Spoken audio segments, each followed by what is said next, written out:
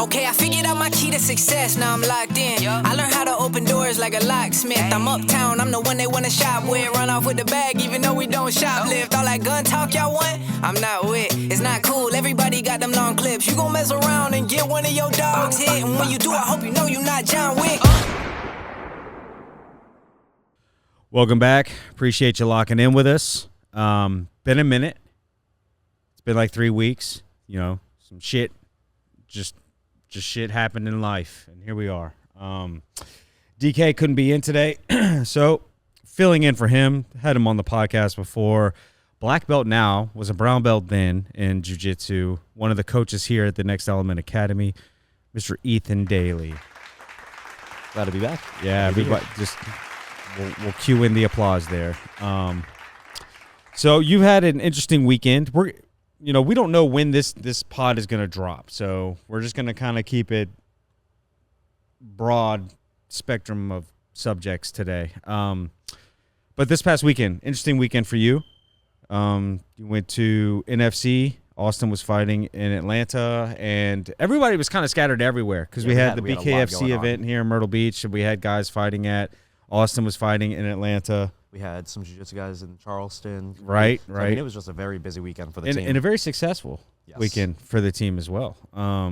So tell us about your trip to Atlanta. Man, so we went up to Buford, Georgia. It's right outside Atlanta. Austin's fighting. It's his 9th pro fight. Main event. I've been training with Austin for probably like almost a decade, and never watched him fight live. I've watched him fight, on like a streaming service, but never in person. Got to corner him this weekend, and man, that was a blast. Yeah, it was a lot of good fights out there, and man, Austin just put on a show out there. So it was like 35 seconds, right? Yeah, 35 seconds. We sat down and had to just get right back up. Yeah, no cornering. I kind of saw from one of the videos he posted. I could get a glimpse of the corner right after he had got the knockout. And I just see Corey shaking. Yeah, oh, dude, Corey and it looked like Grayson maybe jumped up on the cage, and then you were standing cage side too. That was cool to watch. And you said that was like your first time cornering? Or yeah, for first time cornering. I got my corner license for the first time out there, and it was more so just to be there, to be there for Austin. But I've been in the corner, or not in the corner, I've been in the back room before for MMA fights and helping people get warmed up. So it was pretty fun to be on the corner side and kind of just be there for them the whole ride. Yeah, so since I was kind of like I know you said you've been in the back with guys before to help them warm up. Your first time being in the corner. Obviously, this was an MMA fight, so do a little bit of everything in the back maybe. Austin, I've been backstage with him twice, I think, and he's a very calm person backstage. We were just talking about it before we jumped on here, that being around him versus like a Jeremiah in the back, two completely different people. But I mean, they both got the same result this weekend, which is first round knockout. You can't ask for a better. But Austin, it's my first experience being in the back with anybody was with Jeremiah. Oh wow! And then so I did that a couple times, and then I did it embedded on Austin. And I was like, man, like this almost feels eerie because he was just like cool, Yeah. You ask him a question, he's just kind of nonchalant, he's just chilling. Yeah. And I called you on Instagram after it was the same night of the fights. It was after Jeremiah's. I had already gotten home, and I was like, man, they've got to be done by now. So I called him, and he's like, no, we're going out like 2 fights from now. And I was like, whoa, shit, well, put me on the phone with him. So you put me on the phone with him, and I just told him, same thing I told him last time. Just don't hesitate. Just be in the moment, and don't overthink it. Your body is muscle memory now. Your body knows what to do. The only thing that's going to hold you back is yourself and your own mind. That's a lot of what we talked about. A lot of what was coming out of Austin, too, was, like put in the work. Yep. Everything's been done. It's just time to let the universe kind of do its thing. Yeah. Go out there and just let it fly. Let the arrow go. Yeah. And this was his first fight as a dad, right? Yes. Like, okay, because I know his last fight, his girl was pregnant. I thought this was his first one as a dad, and I'm sure everything changes at that point. you know. But yeah, he just goes out there, kind of looks like he kind of backs up to the cage. He throws a 1-2, and then maybe he feinted, and then he did it again, and then the second he time caught him with that big right hook at the beginning, kind of popped him, and that guy did not respect it at all, and he walked right back in. He kept pressuring, yeah. But I mean, that's what happens. Yeah, got caught with the same right hook, and yeah, just dropped him. The left Dude hook was that followed. stoned. Yeah, left hook woke him back up. It was quite a night. Right, and so after the fight, those have been some of my, I don't want to say best memories with like doing the whole embedded thing, but it's always a good time, especially after a good win, an emotional win. Yeah, it's always a good time, just the energy being around the guys and everything. So what was that like for you guys? What did y'all do? Man, it was nice. We had to kind of scoot out of there pretty fast, so we didn't hang out too long. But after the fight, it was nice. We got done, got right out of the cage, went right to the back. Just kind of got together, embraced the moment, and enjoyed the win. We talked a lot about like it's fun. We kind of treated that fight for Austin just like how we treat it here in the gym. We're relaxed, we're calm, we're composed, and then we just do our thing, and we're back to hanging out. Yeah. And at least for me, I know like when I compete, I'm kind of the same way. I want to be relaxed, embrace the moment that I'm in, and just yeah. And I kind of got to see that a little bit from you when we did the embedded on you in the back. You're kind of like, you were calm. I mean, you could tell that you were. Tense isn't the right word because that's not how I mean it. I can't think of the word off the top of my head, but I mean, you were calm, but you were fierce, I guess. Yeah. Because your demeanor, how you were walking around, like you weren't jumping around and screaming or anything, but you could tell that. You were locking in, right? Yeah. And that's very similar. To how Austin is in the back. And Jay is like that in the back too, like we were talking about before, until it gets to a certain point and that man flips a switch and we'll get there, he's all joking, he's laughing, making jokes, and then he'll get to a point where he starts to calm down a little bit. Then he'll get ornery, he's on edge, and then he goes from that to hype, Dude, I love it. I've had the pleasure of being in the back room for both Austin and Jeremiah now as well. And just, I think that's one of the most interesting things about like whether you compete jiu-jitsu, MMA, but you see people in their normal everyday life, and then you get to see them when they're in that mode. Yeah. And it's just, it's cool to see people because everyone's different. Everyone is so unique in their own ways, and some people are funny, some people are, like I said, ornery, and it just doesn't matter. Everyone, it's fun. It's a fun thing to watch. Yeah, and it's also great to have like a weekend like we just had. Like I said, I don't know when this episode is going to come out. It might come out this week. It might come out later date. And if that's the case, then I'm sure if we cut an episode tomorrow, me and DK are going to talk about this same stuff, but from our perspective and, at the BKFC fights. But to have a weekend like that where you have Austin and you guys go up to Georgia, get a dub like that, and then here we have Jeremiah fighting, we have Jackson fighting, and then we have Nick that's taking gotta be a last-second fight. And people don't even realize this. If Nick doesn't do that, there the are show- no yeah, fights. the show is done done because they don't have enough fights. So Nick stepped in on 24 hours notice for a guy that came in 20 pounds overweight for his fight, and Nick fights him. And just drops the guy 4 times. Knocks it, TKO. Yeah, but if there were no glove or no headgear, so that's the thing too. This was considered an exhibition fight because it was on short notice. The weight was way off. Dude was way heavier. So they had to make it an exhibition. So it doesn't count technically. They had on headgear. I think it was supposed to be 14-ounce gloves, but it ended up being 12-ounce gloves. Okay. And those gloves were old. We were in the back when they handed them to us, and we were feeling them. And the padding was, like, not there. So, was it really 12 ounces? Probably not. This was old gear that they gave him. Once that stuff gets mushed in, man. Dude. And in the embedded, you can go watch it. It's up right now. It's called Take Two, Give One, or Give One, Take Two. No. I can't even remember what I called it. Probably Take One, Give Two, I'd imagine. Yeah, Take One, Give Two. Yeah. Is that what I said? Maybe. I don't know. I'd imagine it has to be. Yeah. Anyways, you can hear Nick saying to the corner, because I had him mic'd up. He's like, "Man, my knuckles are going right through this glove, dude." Dude, and I mean, talk about Nick's demeanor in the fight. Yeah. I mean, that you get to see someone who's been coaching here at the gym for years and years and years, and just, I mean, leading a pack of killers. Yeah. And then getting to go out and showcase his own work, dude. It was. That's what Nick does. You know, that.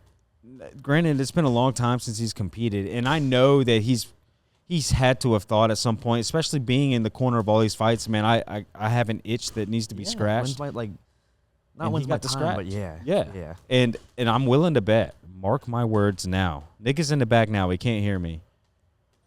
We got another event coming up in January. Nick's.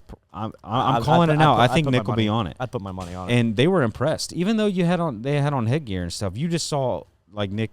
I mean, it was almost like they were pissed at this kid for coming in overweight. So they just said, "Hey, you're gonna fight this dude," you know. And they gave him Nick. Unfortunately. I mean, you even look at the weigh-ins too. I mean, that guy was. Oh yeah. I'm not gonna say he's bigger than Nick, because Nick has that lean muscle, and it's. Yeah, well, he's heavier than Nick, right? Yeah. But I mean, Nick's a big dude too, man. Like he's got to be what, like 6'3". Yeah. He's probably like 175, maybe 180, but he is muscle. Yeah. You know, he's not a small guy. No, not at all. And he's very technical and very skilled. And so I was talking about it earlier before you got here. His demeanor was different too, because Yeah, I wish I would have been able to see that. I really wish Yeah. I would have been able to see Nick in the oh, back. dude. Well, you kind of get a glimpse of it in the embedded, right? But even leading up to before we even got to the venue and everything, I was talking to his wife Janelle after his fight, like out in the crowd, and she's like, I knew he would do fine, but I was still nervous. And I'm like, he wasn't.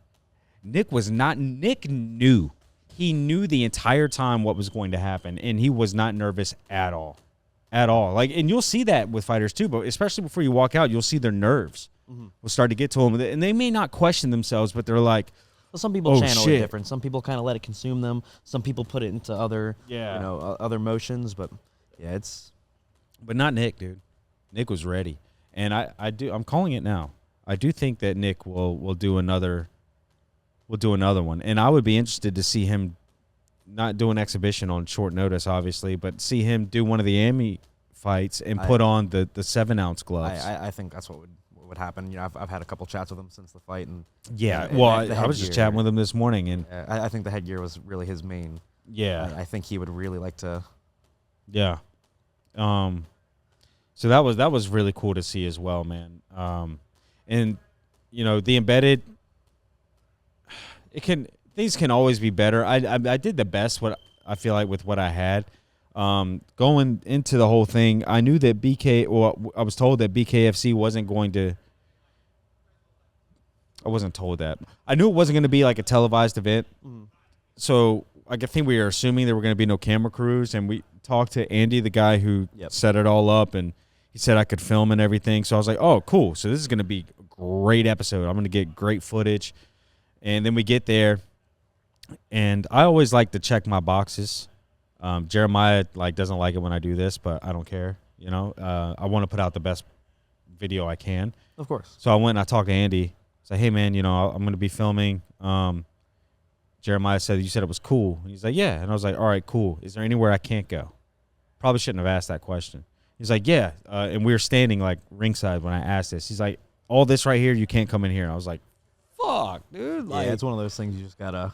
And I didn't even think at the time. He was stressed out. He was running back and forth. And I didn't think about it at the time, but I should have been like, well, hey, listen, I have a corner license. The commission told me already it's cool with them as long as it's cool with the promotion if I sit in the corner and film. I should have asked them that, but I didn't. So I will next time. So the footage on there is the best I have with what I could do. Obviously, I would have liked it to be better, but shit happens, Yeah. But let's talk about you real quick. What were you gonna say? Something? No, you're good. You have a thing that you are doing this weekend for Fury. Mm-hmm. Is this? It's a grappling tournament that they'll have pay-per-view and stuff for. Now, is this in the same place it was last time? No, the last one I did, which I think since the last time I was on the podcast, I did my first Fury. I'd Yep. consider it my first like professional match for jiu-jitsu. It's the first time I ever like had to sign a contract. Yep. UFC Fight Pass is going to be the media rights holder, so like it's a whole bunch of stuff you have to kind of go over. But last time was in Savannah. We were in the Savannah Air Force Base. You walked out of a AC-31? C-130. C-130. Yeah, brand new, like literally brand new. They were still wrapping inside the. Dude, that was a cool thing. And they had the smoke and the lights and Yeah. everything. It was sick. So Savannah was a relatively smaller base.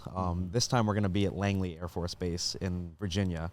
Oh, And nice. This is like a much, much bigger base. It's like right on the water, and it's a joint base too. So it's Air Force and I believe one other branch of military. But it's going to be the same thing. We're going to be in a hangar, and it seems to be that their gimmick is to continue walking out of a plane. So I'm hoping we get to do that again. I think that's a cool little gimmick it is. to have, man. It's something you don't really see. Yeah, this was like an interesting thing too because whoever handles it from the military reached out to the UFC, and the UFC reached out to CFFC and Fury Grappling to put on like events for the troops. So UFC kind of organizes a bunch of different organizations to put on events for troops, and the whole audience is all troops. It's no tickets, can't come and watch, but it is streamed live on UFC Fight Pass, so they have like a big camera, big stage. Right. And I won my last one, and I'm going to get my second victory this weekend. What weight are you competing at? 155, How much do you weigh now? 157, Oh. and I get a 1 So pound you allowance. you basically walk around at that. Yeah, I don't believe in cutting weight for jiu-jitsu. Okay. This one's a different one. I get a night before weigh-in, and then I compete the next night, which is a little bit different for jiu-jitsu. Most Yeah. jiu-jitsu you're weighing in same day, and then a lot of times you're weighing in like 15 minutes before and then hopping right out. So Right. cutting weight usually is a little bit of a trickier thing in jiu-jitsu. You got to be able to compete a few matches, continue to hydrate, and then maybe compete the next day and still make weight. So this is one of those ones that like I don't really care to make weight or cut weight. I like just whatever I walk at, train at, I want to feel the exact same way. It's good philosophy. Your opponent, do you know anything about him? Have you looked him up? Yeah. I actually had he was in my bracket for the Charlotte Nogi Open for Okay. IBJJF a few weeks ago. It was a 4-man bracket, and Kolabate was in my bracket. Yeah, I was going to bring that up. Kolabate. So I was hoping for that second round. But he was on, Dennis, my opponent, was on Cole's side of the bracket, and Cole no-showed for that event. So, Really? yeah, so Dennis got a straight cut to the finals. And I fought the number 1 seed. I lost. And so he got to go on to the finals. They fought, and then my opponent that I have at Fury lost. So he got second. I got third on the podium, but I didn't get a chance to fight him. So And that was gi. that was in no-gi. Oh, that was no gi. Yeah. So I actually had an option with Fury. They gave me two opponents, and I know that this guy's a black belt. I know that he was in my division. I didn't get a chance to go after him. So this is one of those ones that I always want to fight, best person I can, And this is going to be gi or no gi? no-gi. And just to be clear, Yes. Charlotte was no gi as well. Yes. Okay, got you. Well, that's interesting, man. It seems like every weekend here Yeah, at the academy something's going. It's constantly fight week for somebody. Someone, yeah.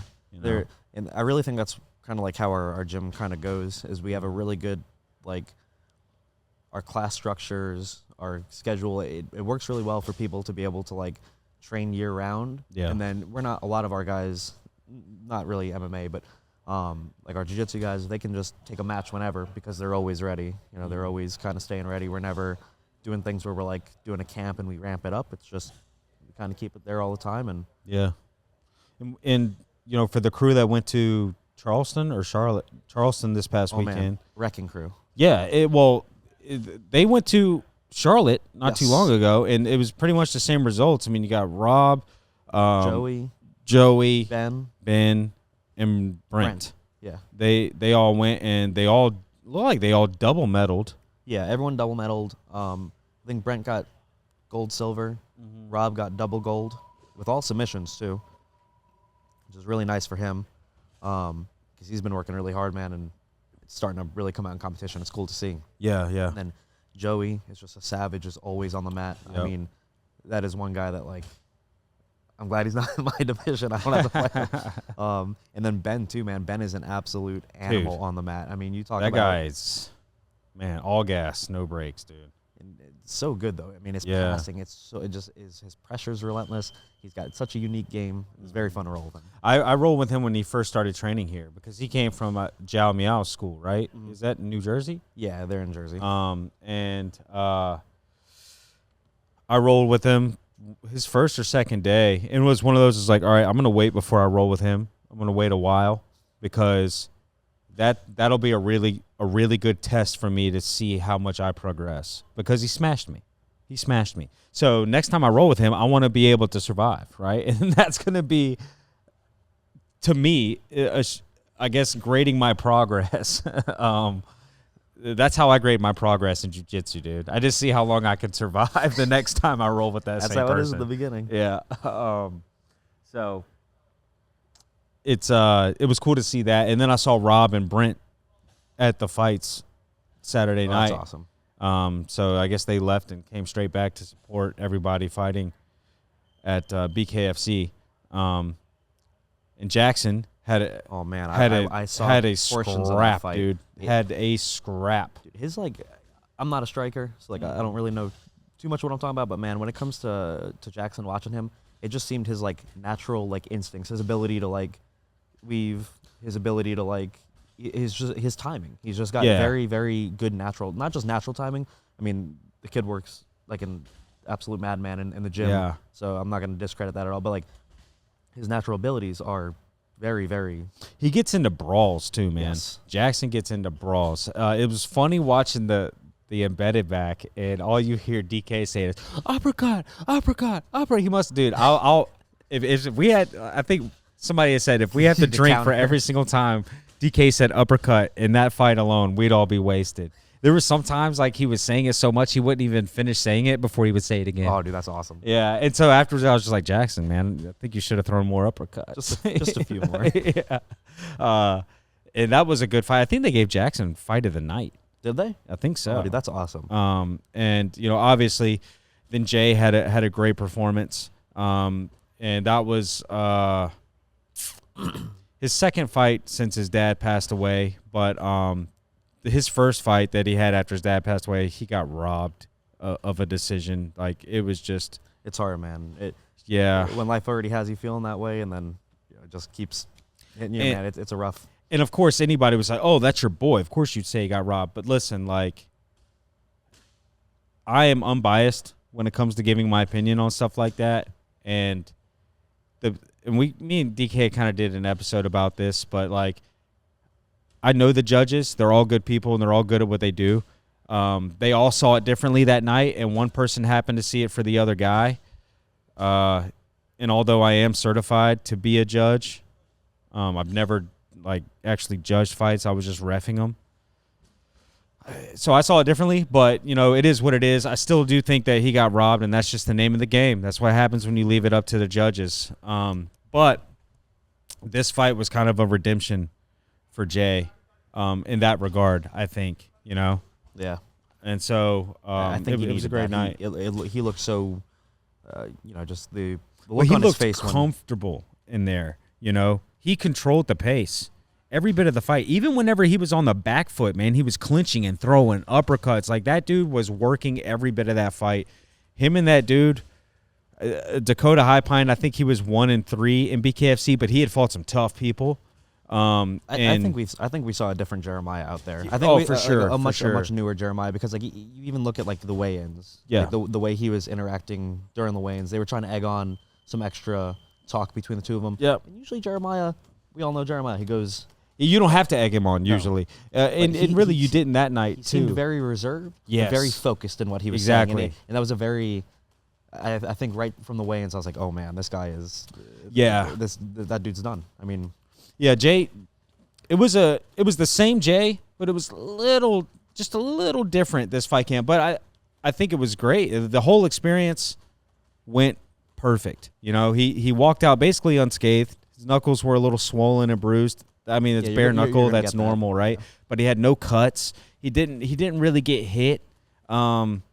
and he put him out early and quick, came away, no injuries. And, he's fighting again in January. I don't know against who, but. Is that the same for BKFC again? Yeah. Awesome. And this is the thing, too. He's used to fighting everything. That dude would have a boxing match, then he'd fight Muay Thai, then he'd fight boxing, MMA. then MMA, then boxing, then Muay Thai, MMA. And now it's just boxing. So he's able to just hone in on one craft instead of having to put so much time into all these different aspects. Now he can put it in different aspects at the same craft, which is going to make him even more dangerous, man. And he's young.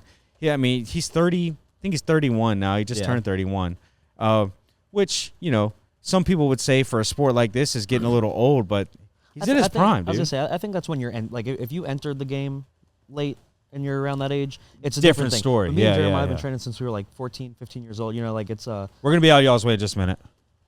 But it's like that. Yeah. I think we're young in terms of we got in very early, so it's not like we're just training our bodies to do things. We got a long road. Yeah, I'm excited. Well, usually around this time, I just tell DK to take us out. Oh man, can you do that? Absolutely not. No, I thought you were about to say absolutely. No. All right. Well, if y'all appreciate this type of content, please like, comment, subscribe. We appreciate it. Also, just dropped the embedded of last weekend. Well, I don't know when this is going to come out, so we won't say last weekend. But there's embeddeds up on the channel that you can go check out. And we got to get out of Nick's way. He's got a private real quick. But I do want to say we want to have Nick on here soon again to talk about this past weekend because it was amazing. But appreciate you guys. Till next time.